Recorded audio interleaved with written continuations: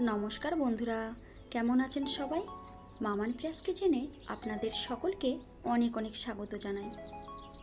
আজ আপনাদের কাছে নিয়ে এসেছি সবচেয়ে পুরানো কিন্তু চমৎকার ও সুস্বাদু সরষে ইলিশের রেসিপি। আসুন প্রথমেই মাছটাকে কেটে নেওয়া যাক। আলতো হাতে মাছের আঁশকে ভালো করে ছাড়িয়ে নিতে হবে। অনেকেই ছুরি দিয়ে মাছ কাটতে পারেন, তবে আমি কিন্তু বঁটি দিয়েই কাটতে ভালোবাসি।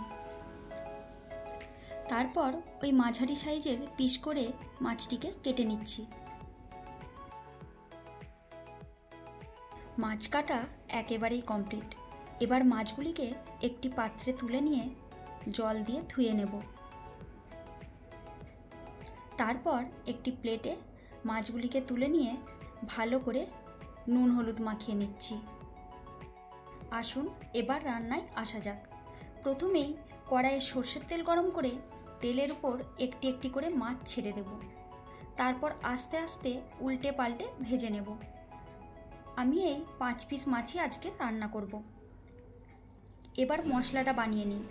তার জন্য প্রথমেই নিয়েছি কালো সর্ষে আর নিচ্ছি পোস্ত এবং একটি কাঁচা লঙ্কা দিয়ে পেস্ট বানিয়ে নিয়েছি।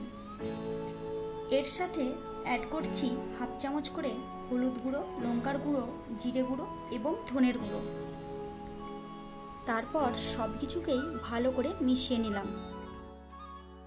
এবার কড়াইয়ের অবশিষ্ট তেলেই দেব সামান্য 5 ফোড়ন। ফোড়নকে একটু নেড়ে চেড়ে দিচ্ছি টমেটোকে একটু ভেজে নিয়ে দেব আগে থেকে বানিয়ে রাখা মশলা। আর দিচ্ছি হাফ চামচ লবণ, 1/4 স্পুন চিনি ও 2টি কাঁচা লঙ্কা। তারপর মিডিয়াম ফ্লেমে মশলাটিকে ভালো করে কষিয়ে নিতে হবে। মশলা থেকে এরকম তেল ছেড়ে দিলেই দিয়ে দেব 1 কাপ ঈষৎ উষ্ণ গরম জল। তারপর জলকে 2 মিনিট ফুটিয়ে নিয়ে এক এক করে মাছের পিসগুলিকে দিয়ে দেব। আর হালকা হাতে একটু উল্টে পাল্টে নিচ্ছি। এবার ঢাকা দিয়ে লো ফ্লেমে 5 মিনিট রান্না করে নেব।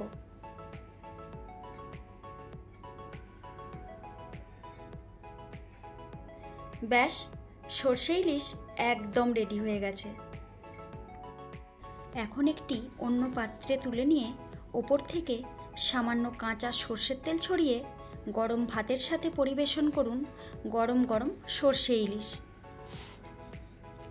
ভিডিওটি ভালো লাগলে অবশ্যই লাইক, শেয়ার ও কমেন্ট করবেন।